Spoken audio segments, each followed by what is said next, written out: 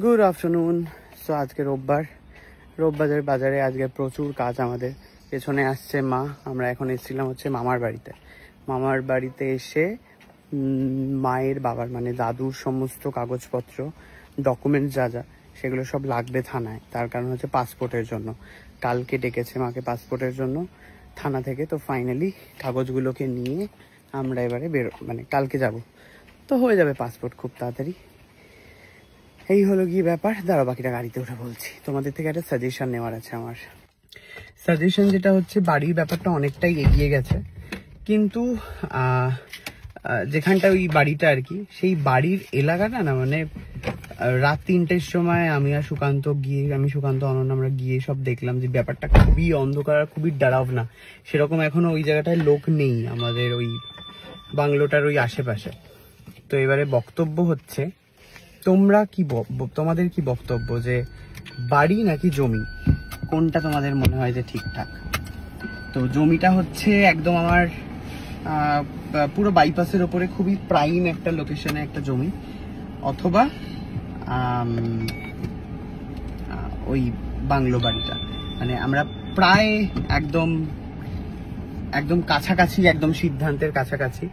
মা, তোমার মায়ের কি বক্তব্য? হ্যাঁ, নিজের মনের মতো করে বাড়ি করব। মায়ের এখন হঠাৎ করে মনে হচ্ছে যে নিজের মনের মতো করে বাড়ি করব।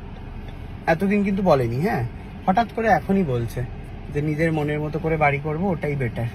তারপরে আমিও ভাবলাম যে হ্যাঁ সত্যিই তো, জমিটা থাকলে পুরোটাই আমারই থাকবে। মানে যাই হোক, আমি কনফিউজড এখনো, ওই জন্য তোমাদের থেকে জানতে চাইছি আমি বিষয়টা কি। তোমরা একটুখানি বলো কি করা উচিত। তো আমি একটা ওই ইয়েস অর নোর একটা পুল করার চেষ্টা করছি উপরে, তার কারণে এত কমেন্টের মধ্যে আমি বুঝতে পারবো না। তো এই পুল করে আমি জিজ্ঞেস করছি তোমাদেরকে, তোমরা প্লিজ উত্তর দিও, কারণ তোমাদের সিদ্ধান্ত, সবাইকার মিলিত সিদ্ধান্ত খুবই প্রয়োজন। হ্যাঁ, আমরা যাচ্ছি তো বাদিকে। তুমি আগে দেখো কোথায় যাচ্ছি, তার আগেই পটর পটর করতে শুরু করে। তো যাই হোক, আপাতত আমি গাড়ি চালাই মন দিয়ে। টাটা। মানে আসছি মার বিচার সবাই এখন সেই যে মার আসামির এখনো হয়নি। হ্যাঁ বললাম তো, ওই তো কালকে হবে। মা এখানকার নাকি বাংলাদেশের, তার প্রমাণ কালকে হবে। তো হলেই পাসপোর্টের জন্য ওনারা ছেড়ে দেবেন। দেখা যাক কি হয় এখন। ওকে, টাটা। হ্যাঁ, তো যেটা বলছিলাম, তার কারণ এটা জীবনের সমস্ত সম্বল দিয়ে আর ভালো একটা অ্যামাউন্ট লোন নিয়ে আমাকে করতে হবে।